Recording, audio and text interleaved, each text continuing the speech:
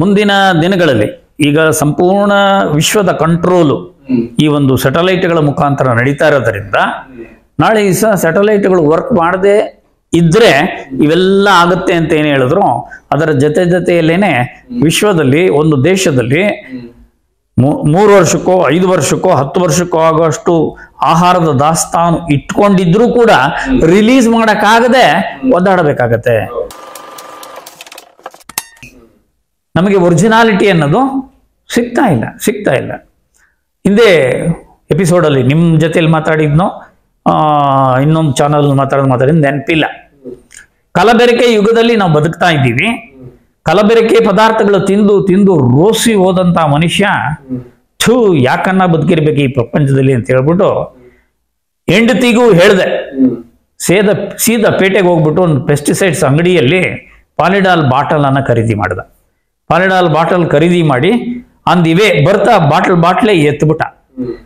ಸಾಯ್ತೀನಿ ರೋಡಲ್ಲೋ ಎಲ್ಲೋ ಯಾಕೆ ನಾನು ಸಾಯ್ಲಿ, ನನ್ನ ಮನೆಯಲ್ಲೇ ಪ್ರಾಣ ಬಿಡೋಣ ಅಂತೇಳಿ ಮನೆಗೆ ಬಂದು ರೂಮ್ ಬಾಗ್ಲಾಕೊಂಡ ಒಳಗಡೆ ಹೋಗಿ ಮಲಗ್ಬಿಟ್ಟ. ಅವನ ಲೆಕ್ಕಾಚಾರ ಒಂದು ಅರ್ಧ ಗಂಟೆ 1 ಗಂಟೆ ಒಳಗಾಗಿ ಸತ್ತೋಗ್ಬಿಡ್ತೀನಿ ಅಂತ ಅವನು ಡಿಸೈಡ್ ಮಾಡಿ ಮಲಗದ. ಪ್ರಾಣ ಓತಾನೆ ಇಲ್ಲ. ಎಷ್ಟೊತ್ತು 2 ಗಂಟೆ ಆಯ್ತು, 3 ಗಂಟೆ ಆಯ್ತು, ಏನಿದು ಪ್ರಾಣನೇ ಓದ್ತಾ ಇಲ್ವಲ್ಲ ಅಂದ್ಬಿಟ್ಟು ಹೆಂಡ್ತಿ ಕರೆದ್ಬಿಟ್ಟ. ಅವಾಗ ಬೇಜಾರು ಬೀಳ್ಬೇಡ, ನಾನು ಈ ವ್ಯವಸ್ಥೆನ ನೋಡಿ ರೋಸ್ ಹೋಗ್ಬಿಟ್ಟು ನಾನು ಪಾಲಿಡಾಲ್ ಕುಡಿದು ಬಂದ್ಬಿಟ್ಟೆ, ನಿನ್ಗೂ ಹೇಳಲಿಲ್ಲ, ಪ್ರಾಣನೇ ಓದ್ತಾ ಇಲ್ಲ ಅಲ್ಲಿ ಅಂತಂದ. ಆಗ ಅಯ್ಯೋ ಎಂಥ ಕೆಲಸ ಮಾಡ್ಬಿಟ್ರಿ ಅಂತ ಹೇಳ್ಬಿಟ್ಟು ಗಾಬರಿಯಿಂದ ಆಟೋ ತರಿಸಿ ಆಟೋ ಒಳಗೆ ಗಂಡನ ಕೊಂಡಿಸ್ಕೊಂಡು ಕ್ಲಿನಿಕ್ಕಿಗೆ ಕರ್ಕೊಂಡು ಹೋದ್ಲು. ಡಾಕ್ಟ್ರು ಎಲ್ಲಾ ಪರೀಕ್ಷೆ ಮಾಡಿ ಹೆಂಡತಿಗೆ ಹೇಳಿದ್ರು, ಧೈರ್ಯವಾಗಿರಮ್ಮ, ಏನು ಭಯ ಪಡ್ಬೇಡ, ನಿನ್ ಗಂಡ ಪಾಲಿಡಾಲ್ ಕುಡಿದಿದ್ರು ಸತ್ತಿಲ್ಲ, ಸಾಯಲ್ಲ, ಯಾಕೆಂದ್ರೆ ಪಾಲಿಡಾಲ್ ಒರಿಜಿನಲ್ ಅಲ್ಲ ಅಂದ್ರಂತೆ. ಪಾಲಿಡಾಲ್ ಒರಿಜಿನಲ್ ಅಲ್ಲ ಅಂತ. ಒಬ್ಬ ಸದ್ಯ ಬಚಾವಾದ್ರಲ್ಲ ನಮ್ಮ ಯಜಮಾನ್ರು ಅಂತೇಳಿ ಆ ಸಂತೋಷಕ್ಕೆ ಅವಳೇನ್ ಮಾಡಿದಾಳೆ, ಮನೆಗೆ ಬಂದು ಓಡೋದಳೆ ಬ್ಯಾಗ್ ತಗೊಂಡು ಒಣಕೊಬ್ಬರಿ, ಗಸಗಸೆ, ಕಲ್ನಾರು, ಕಲ್ಸಕ್ರೆ, ದ್ರಾಕ್ಷಿ, ಗೋಡಂಬಿ, ಬಾದಾಮಿ, ಎಳ್ನೀರು, ಹಾಲು, ತುಪ್ಪ ಎಲ್ಲ ತಗೊಂಡ್ಬಂದು ಗ್ರೈಂಡ್ ಮಾಡಿ ಸೊಗಸಾದ ಗಸಗಸೆ ಪಾಯಸ ಮಾಡಿದ್ಲಂತೆ. ತಗೊಂಡ್ಬಂದು 2 ಲೋಟ ಕೊಟ್ಲಂತೆ. ಈ ಸಂತೋಷಕ್ಕಾದ್ರೂ ಇದು ಕುಡೀರಿ ನೀವು ಉಳಿದಿದ್ದಕ್ಕೆ ಅಂತ ಕೊಟ್ಲಂತೆ. 2 ಲೋಟ ಗಸಗಸೆ ಪಾಯಸ ಕುಡಿತಿದ್ದಂಗೆ ನೆಗದ್ಬಿಸತ್ನಂತೆ. ಯಾಕಂದ್ರೆ ಇವ್ರು ತಂದು ಯಾವ ಪದಾರ್ಥನೂ ಒರಿಜಿನಲ್ ಆಗಿರ್ಲಿಲ್ಲ. ಅಂತ ಕಲಬೆರಕೆ ಯುಗದಲ್ಲಿ ನಾವಿವತ್ತು ಬದುಕ್ತಾ ಇದ್ದೀವಿ ಅಂತಕ್ಕಂಥದ್ದು ಸತ್ಯ. ಇಂಥ ಒಂದು ಸಂದರ್ಭದಲ್ಲಿ ಈಗ ನೋಡಿ ಅಂಕಿಅಂಶಗಳು ಬರ್ತಾ ಇದ್ದಾವೆ. ಜಾಗತಿಕ ಭೀತಿ ಕರ್ನಾಟಕಕ್ಕೋ ಭಾರತಕ್ಕೋ ಅಲ್ಲ, ಇಡೀ ಜಾಗತಿಕ ಎಂಟೈರ್ ವರ್ಲ್ಡ್ ಆ ಜಾಗತಿಕ ಭೀತಿ ಶುರುವಾಗಿದೆ. ವಿವಿಧ ರೋಗ ಲಕ್ಷಣ ಹೇಗೆ ನಿಯಂತ್ರಣ, ಜಾಗತಿಕ ಭೀತಿ, ವೈರಸ್ ವ್ಯಾಧಿ. ಈಗ ಅತಿ ಶೀಘ್ರದಲ್ಲಿ ಬುನಿಯಾ, ಬ್ರುಸಿಲಾ, ಕ್ಯಾಟ್ಕ್ಯೂ, ಝೋಂಬಿ, ನಾನಾ ತರಹದ ವೈರಸ್ಗಳು ಈಗ ಶುರುವಾಗುತ್ತೆ. ಇದಕ್ಕೆ ಕಾರಣ ಸೂರ್ಯನ ಸಿಟ್ಟು, ಸೂರ್ಯನ ಕೋಪ ಇದಕ್ಕೆ ಕಾರಣ ಆಗ್ತಾ ಇದೆ. ಏನು ಸೂರ್ಯನ ಸಿಟ್ಟು? ನಾವು ಹಿಂದೆ ಎಲ್ಲ ಅದರ ಬಗ್ಗೆ ಅಧ್ಯಯನ ಮಾಡಿದ್ವಿ, ತಿಳ್ಕೊಂಡ್ವಿ. ಈಗ ಹೊಸ ಲೇಖನಗಳಲ್ಲಿ ಬರಿತಾ ಇದ್ದಾರೆ ಏನಾಗ್ತಿದೆ ಅಂತಕ್ಕಂಥದ್ರ ಬಗ್ಗೆ. 2023 ಫೆಬ್ರವರಿ 23 ಸೂರ್ಯನಿಂದ ಬೇರ್ಪಟ್ಟ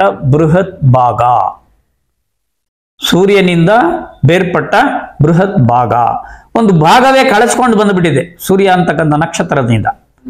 ಅದರಿಂದ ತಾಪಮಾನ ರೈಸ್ ಆಗ್ತಾ ಇದೆ.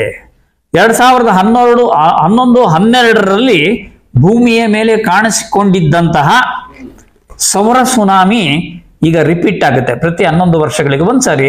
ಇದು ರೊಟೀನ್. ಇದು ಈಗ 14ಕ್ಕೆ ಇದರ ದರ್ಶನ, 24ಕ್ಕೆ ಈಗ ಅದರ ದರ್ಶನ ಆಗುತ್ತೆ. ಈಗ 24-25 ಭಯಂಕರವಾಗಿ ಇರುತ್ತೆ.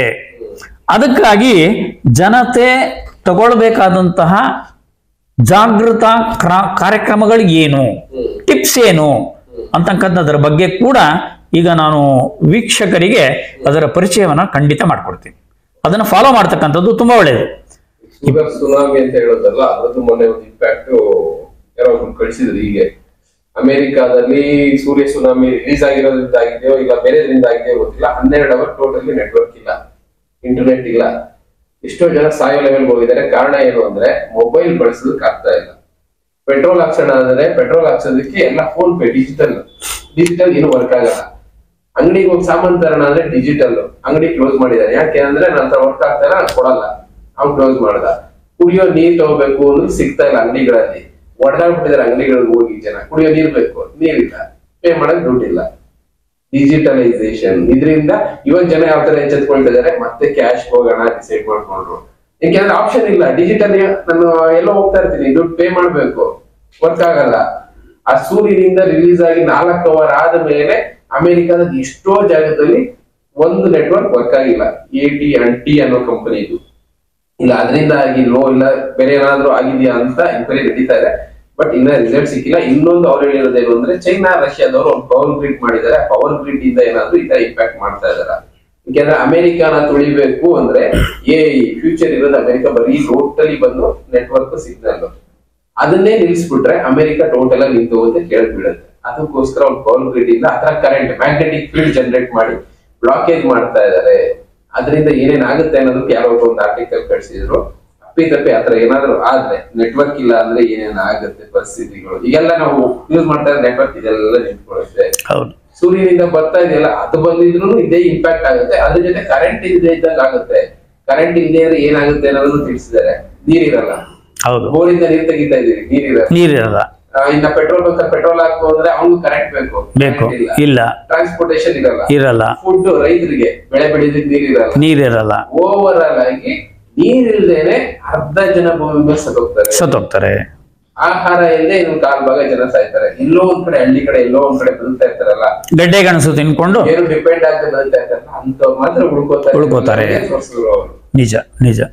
ಒಂದು ಇದರ ಬಗ್ಗೆ ನೀವು ಹೇಳಿದಾಗೆ ಮುಂದಿನ ದಿನಗಳಲ್ಲಿ ಈಗ ಸಂಪೂರ್ಣ ವಿಶ್ವದ ಕಂಟ್ರೋಲು ಈ ಒಂದು ಸ್ಯಾಟಲೈಟ್ಗಳ ಮುಖಾಂತರ ನಡೀತಾ ಇರೋದ್ರಿಂದ ನಾಳೆ ದಿವಸ ಸ್ಯಾಟಲೈಟ್ಗಳು ವರ್ಕ್ ಮಾಡದೆ ಇದ್ರೆ ಇವೆಲ್ಲ ಆಗುತ್ತೆ ಅಂತ ಏನು ಹೇಳಿದ್ರು.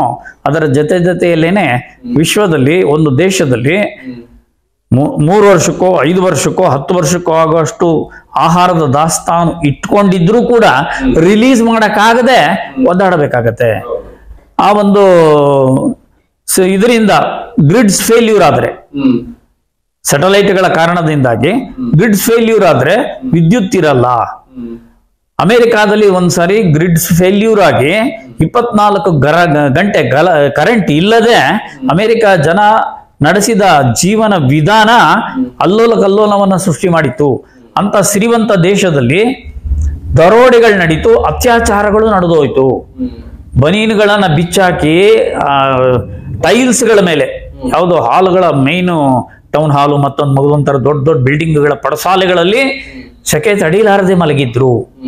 ಕಾರಣ ಗ್ರಿಡ್ಸ್ ಫೇಲ್ಯೂರ್ ಆಗಿ ಕರೆಂಟ್ ಇಲ್ದಂಗೆ ಆಗಿತ್ತು. 24 ಗಂಟೆ ಕರೆಂಟ್ ಕೈ ಕೊಟ್ಟಿತ್ತು.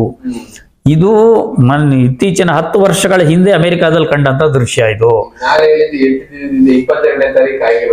10 ವರ್ಷದ ಹಿಂದಿನ ಒಂದು ಅನುಭವ. ಇಂಥವು ವಿಶ್ವಾದ್ಯಂತ ಸಂಭವಿಸಿದ್ರೆ ಜನಸಂಖ್ಯೆ ಅಂತಕ್ಕಂಥದ್ದು ಇದೊಂದು ಅಚಾತುರ್ಯದಿಂದನೇ ಹಸಿವಿನಿಂದ ಕಂಗಾಲಾಗ್ತಾರೆ. ವ್ಯವಸ್ಥೆ ಇಲ್ಲದೆ ಪ್ರಾಣ ಬಿಡಬೇಕಾದಂತ ಸ್ಥಿತಿ ಬರುತ್ತೆ. 24-25 ಸರಿಸುಮಾರಿಗೆ ಈಗಾಗಲೇ ನಾನು ಹಿಂದೆ ಹೇಳಿದ್ದೆ, ಬರಲಿದೆ ಇನ್ನೊಂದು ಹಗಲು ನಕ್ಷತ್ರ. BS ಶೈಲಜಾ ಅವರು ಹೇಳಿರೋ ಪ್ರಕಾರ 24-25 ಸರಿಸುಮಾರಿಗೆ ಇನ್ನೊಂದು ಹಗಲು ನಕ್ಷತ್ರ ಕಾಣುತ್ತೆ. ಆವಾಗ ತಾಪಮಾನ ಡಬಲ್ ಆಗುತ್ತೆ.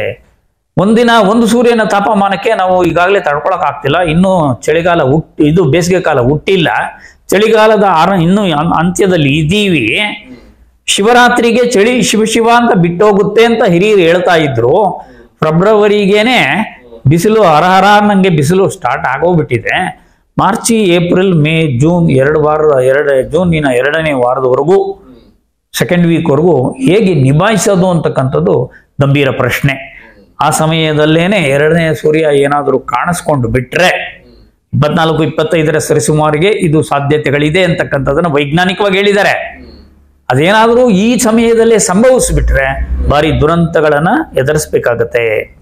ನೋಡಿ ಹೇಳ್ತಾರೆ, ಸೂರ್ಯನ ಸಿಟ್ಟು ಸೂರ್ಯನ ಸಿಟ್ಟು. ಸುಡು ದಗೆಯ ದಿನಗಳಲ್ಲಿ ಸೂರ್ಯ ಧ್ಯಾನ.